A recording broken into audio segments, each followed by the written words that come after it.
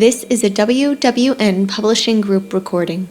Copyright 2017, all rights reserved. This is an abridged version of Knight Takes Pawn, Book 1 of the Red Knight series by Martha Sweeney, to make the story appropriate for all listeners on YouTube. Read to you by the author. If you want to read the complete story, you can find the ebook or paperback online. Links are provided below in the description. Chapter 6, Night. "How was your first night?" Jagger asks me once we get seated in his office. "Good," I reply. "Did the ladies take care of your needs?" "Yes," I lie. "How many did you have?" Jagger searches as if eager to hear the details. "Just one," I mention. "Just one?" Jagger scoffs. "It had been a long day," I comment. "There was a lot to see and do to get familiar with here at the house." "True," Jagger replies. "I hope the boys were helpful." "They were," I lie. "Good," he returns pridefully. "Let's get down to business, shall we?" "Yes, sir," I agree. "Now," Jagger begins, "I'm a simple man. I expect honesty and loyalty from my men. I can be fair, but not to all. Understood?" "You're in my home," Jagger continues, "which means I trust you, to some extent. Do not test that trust, or else you'll end up like my enemies." "Yes, sir." "I'm more stringent when it comes to certain things here. Some of the boys will attest to that. If you were working for me on the streets, I might be a little more lenient, but not here. Not in my home." I nod. "With most tasks, I'm not concerned on how you get them done. Not unless I provide you specific instructions," he adds. "I'll show you around the house with a few of the boys after lunch, and then we'll take it from there." "Got it," I confirm. Jagger goes over a few more things in detail about what he does and doesn't like to happen within his home and his clubs regarding his clients, but also his workers. He states that there are times to party and then there are times to do business.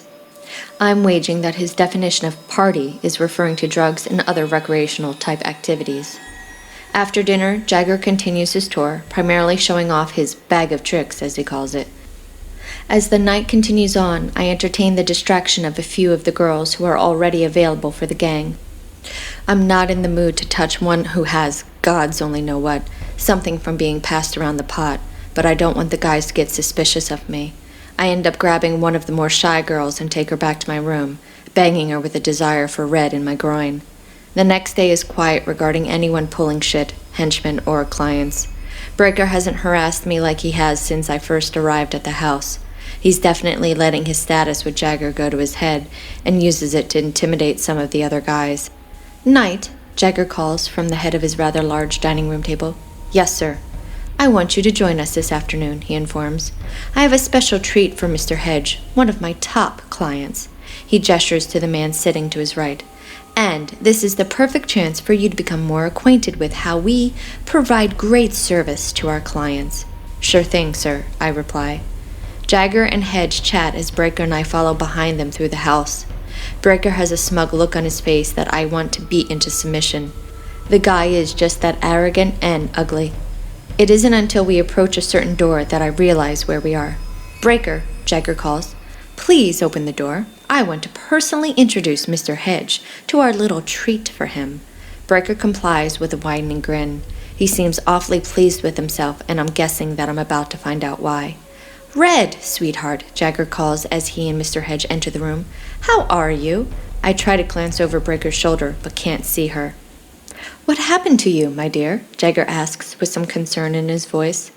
Breaker finally enters the room completely, and I'm quick to follow. I swear I hear the dagger laugh under his breath. My eyes find Red's face, and I see a black eye and swollen lip. She did not look like that after I left her yesterday morning. Red's eyes lower to the ground as if to apologize, as well as cower for what Jagger might do to her. He steps closer to her, gently taking her chin and guiding her head from one side to the other. "Who did this to you?" Jagger asks heatedly. Not waiting for her to answer, he turns to look at Hedge after he lets go of her face. "My apologies, my friend. It appears as if my special treat will not be able to service you." "I don't mind," Hedge quips with an eerie tone. "I like ones with marks. It's as if someone has warmed her up for me. A part of me wants to stab the sick Dak in the back." "Let me have one of the girls help to clean her up a little bit for you," Jagger offers. "Not necessary," Hedge replies. "If you insist," Jagger says. "If you don't mind then, Let me talk with her for a brief second, and then she'll be all yours." "Sure," Hedge returns, heading out of the room. Jagger dismisses Breaker and me with a wave of his hand, so we join Hedge in the hallway. I try to listen in on what might be said, but nothing can be heard. About a minute or two later, Jagger exits the room with a smile on his face. "She's all yours, Mr. Hedge," he announces. "Great," Hedge boasts. "2 guards will be waiting just outside in case you request any toys or food," Jagger instructs. Hedge doesn't reply as a devious grin spreads across his face and he closes the door.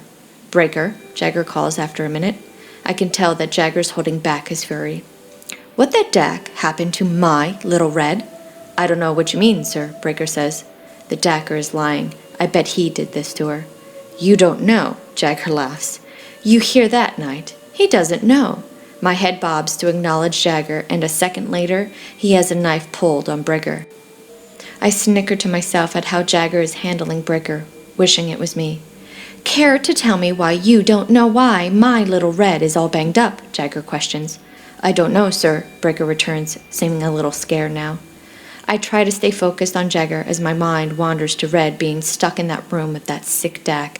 "Has anyone been in her room since we introduced her to Mr. Barr?" Jagger inquires. "No," Breaker replies calmly. "Then how the Dack did Red get like that?" Jagger presses. "I don't know, sir," Breaker says. "You don't know?" Jagger laughs. "Do you think she did that to herself?" "Maybe," Breaker returns. "That Dacker had to have hurt her. No woman in this line of work would be stupid enough to do that to themselves." A maniacal chuckle leaves Jagger's throat as his eyes harden. "When I put someone in your care, Breaker, that's what I expect. For them to be cared for," Jagger directs. "Yes, sir," Breaker returns timidly. "If I have to tell you again," Jagger says, "I will cut something off. Got me?" "Yes, sir," Breaker answers. Jagger doesn't step away from Breaker for a few seconds, not until a knock is heard from the door to Red's room. I turn to see who's behind us, but no one is there. "Good," Jagger says, putting his knife away. "Come, come." Breaker unlocks Red's room and the 3 of us enter. "Well done, sweetheart," Jagger praises. I don't understand how Hedge could be done with Red so quickly, and as to why Jagger would be praising her until I get all the way into the room. My eyebrows lift when I see Hedge bleeding out on the floor and some blood on Red's hands. Now I know why they call her Red. A smirk pops onto my face, proud of the vixen for not taking any shit. "How about some champagne, sweetheart?" Jagger asks Red, taking something from her hand. "It's my way of apologizing for what happened to your face, and to celebrate another job well done." Red offers a crooked smile. "What are you waiting for, Breaker?" Jagger snaps. "Get this pitiful excuse of a client out of here and get this mess cleaned up." "Yes, sir," Breaker replies. "Knight," Breaker calls. "No," Jagger interrupts. "You get him all by yourself," Jagger directs. "Penalty for letting this happen to my little Red."